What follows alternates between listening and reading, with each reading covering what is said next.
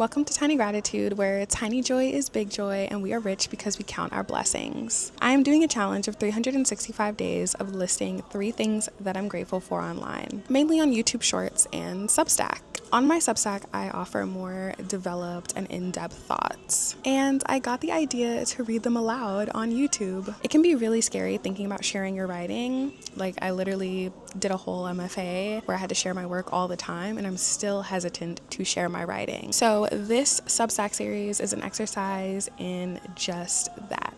Getting over my fear of sharing my work online. The point of it is to also inspire other people to share their writing if they never have, and to keep sharing their writing. This is day 5 out of 365 days, and 3 things that I'm grateful for are finding a new song to play over and over and over again, receiving a gift from a friend, and going to someone's home with a dog that likes you, which means that you're one of the good ones. And here goes it. Today, I went to an event at the Seattle Art Museum for Black creatives and creatives of color. I had an amazing time connecting with so many new people, and I'm a very reflective person, so I want to reflect on a few things that made this experience such a meaningful one. I met many creatives who were in different stages of self-realization. I've worked extensively on my self-concept, and I've worked hard at comfortably declaring all of my interests and claiming the work that I do, writing. I also teach. I am a professor at Columbia, and it has taken me the entire 2 years of teaching to say it firmly. I think it's because first, I was a fellow, and then second, I will be adjuncting, and so there is a temporality to the job. I taught a core curriculum class, university writing, and then I graduated and the fellowship ended. I've taken a semester off, and this semester I will teach a seminar, Traditions in Nonfiction. These are both classes that I have been the sole teacher of, creating every assignment, grading every paper, administering official grades that will end up on students' transcripts, and performing the labor of love that is crafting a syllabus. And yet it's hard for me to say that I am a professor. It's that feeling that I haven't yet arrived, that I haven't done the big thing, whatever that is in this case.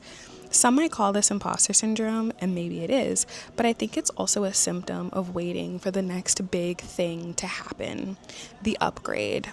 I can't just enjoy being a professor right now for each semester as it is with the students I have for the time being, and I can't just be amazed at myself for my accomplishments.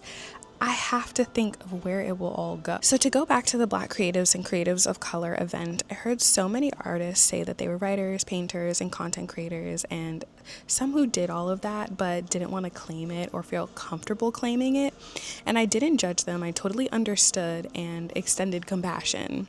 It helped me to remember that I should be patient with myself as I learn and grow and come into all that I do.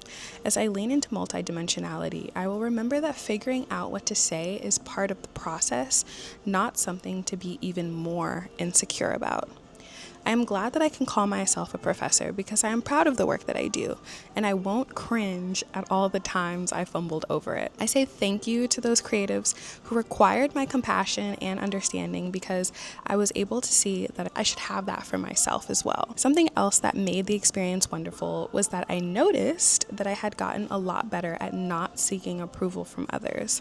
I went to the event to socialize, not prove my worth. Since I've been back home and been able to rest my mind and revisit my roots, I've gotten a lot stronger in knowing who I am. Years of work have been able to come to fruition. It makes me think of Alice Walker's essay, All Praises to the Pause, where she mainly talks about menopause, but also extends the idea of the pause to other parts of life. I'd like to extend the idea of the pause to my time home. I've paused my New York life and gone back to hippie, techie, I think that's a dichotomy, Seattle, where I can hear my thoughts and I am not so worried about the future because I have family here and we take care of each other.